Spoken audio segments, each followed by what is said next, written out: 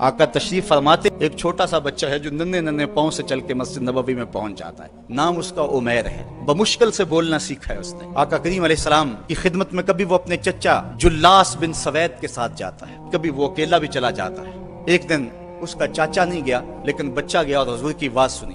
آقا کریم نے قیامت کے بارے میں نقشہ بیان کیا. جب وہ بچہ واپس پلٹا نا تو اپنے چچا کو کہتا ہے, اے میرے چچا, آج میں نے حضور کو قیامت کا ذکر کرتے دیکھا ہے, اور حضور نے ایسا ذکر کیا ہے کہ قیامت کا نقشہ میری آنکھوں کے سامنے آ گیا تھا. لیکن اس کا چاچا جلاس بن سوید ازلی بدبخت تھا. اس نے کہا, اللہ کی قسم اگر محمد سچا ہے نا تو ہم گدھوں سے بھی پھر گئے گزرے.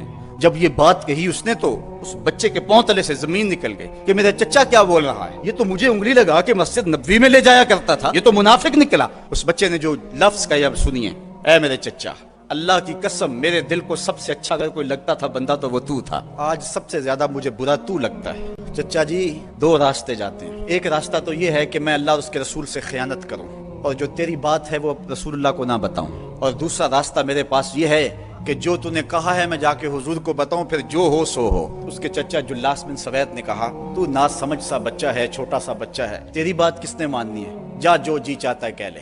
وہ بچہ اٹھا اور حضور کی مجلس میں پہنچ گیا.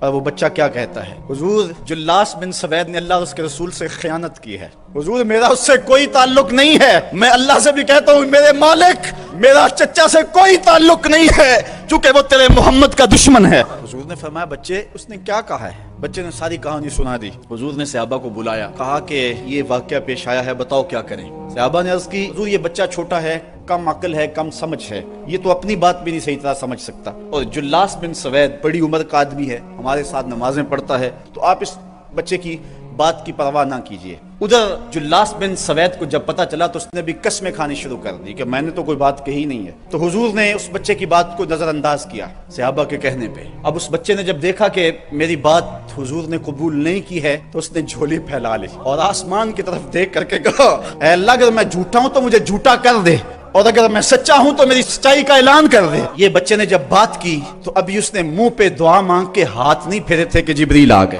اور سورہ توبہ کی آیت نازل ہوئی, یہ قسمیں کھاتے ہیں کہ ہم نے یہ بات نہیں کی ہے. محبوب انہوں نے اسلام لانے کے بعد کلمہ کفر بولا ہے, اس نے بات کہی ہے. تو اللہ تعالیٰ کے محبوب نے اس بچے کو اپنے پاس بلایا. خوش آمدید وہ بچے جس کی 7 آسمانوں سے اوپر رب نے بھی گواہی دی ہے. حضرت عمر رضی اللہ تعالیٰ عنہ کا دور آیا, انہوں نے حضرت عمیر بن سعد انصاری رضی اللہ تعالیٰ عنہ کو حمص کا گورنر بنا دیا, اور پھر جب وہ فوت ہوئے تو حضرت عمر روئے, فرماتے کاش کہ میرے پاس عمیر جیسا کوئی دوسرا آدمی ہوتا اور میں مسلمانوں کی محافظت کے لیے اسے مقرر کرتا. اللہ نے بھری بزم کے اندر اس بچے کو جھوٹا نہیں ہونے دیا.